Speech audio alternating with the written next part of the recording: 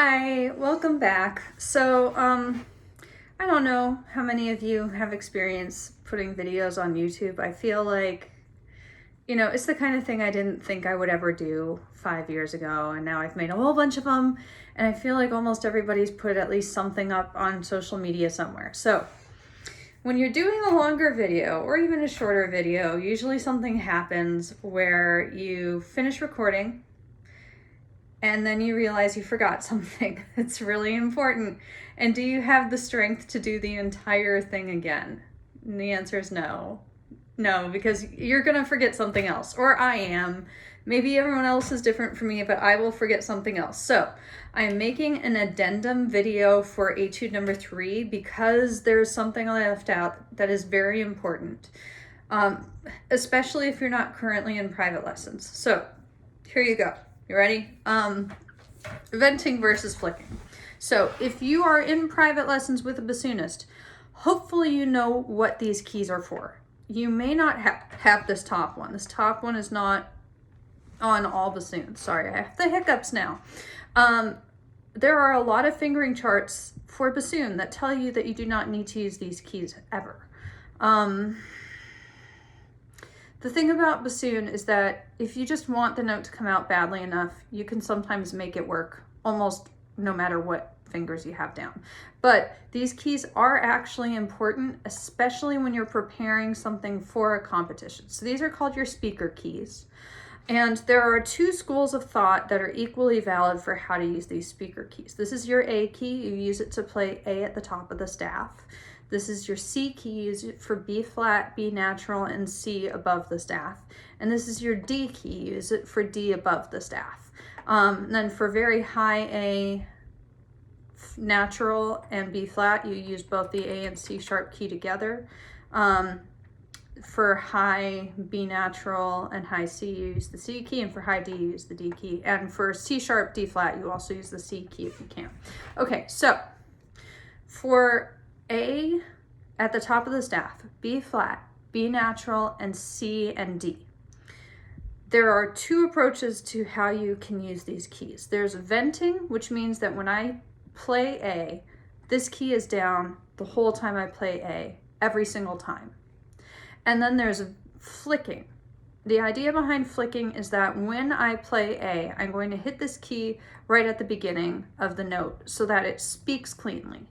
So the difference between using your A key and not using your A key is as such. Here is an A with no A key, which sounds okay most of the time.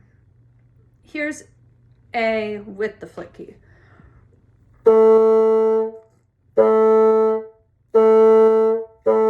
So it's subtle. But the A without the A key down has just a little bit of dirt at the beginning of the note. It's just not quite as clean. And when the A or B flat or B natural or C or D speaks well, it's when you are using perfect air, perfect embouchure, and otherwise perfect fingers. It is very unlikely that those things will be there if you are playing in a competition or in a band concert, because you will be nervous. And when you are nervous, your mouth tightens up and your air cuts out completely. And then your fingers also start to do things that they are not supposed to be doing. Like the things my fingers do when I'm nervous are pretty impressive sometimes, because I've never done that before. Why is it happening now?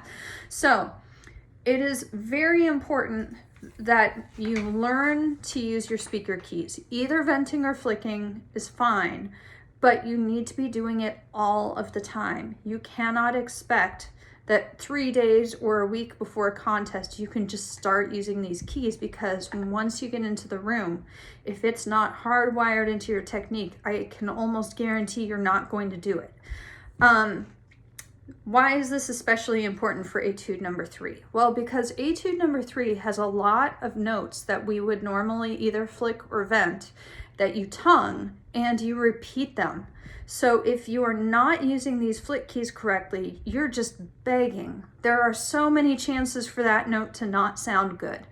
In this etude, because you repeat the note so often, I would recommend venting. So for example, when you go to A sharp, that's the same as B flat, you just hold it down the whole time. So your thumb is going to go, excuse me, D, D, D, B flat, B flat, B flat, B flat, B flat, D, B flat, or B natural, because it's just less work. It's so much less work to just hold it down than to like try to flick it every single time. Just make life a little bit easier. So I'm going to try to turn a little bit so you can see what my thumb is doing when I'm playing, and I hope it works. I really hope it works.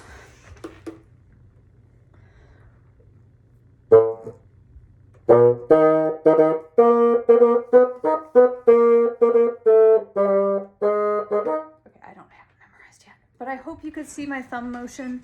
It's really important. It's important all the time, but this is what separates people from people in auditions. It gives you that little extra clean, controlled edge that you need.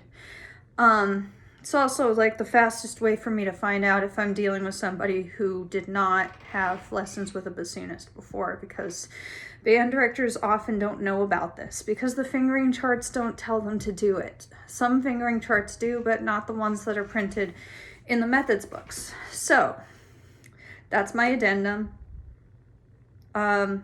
Let me know if you have questions about this. You can reach me on my website, janelle@bassoon.com, and you can also find my contact information on the Angelo State University website.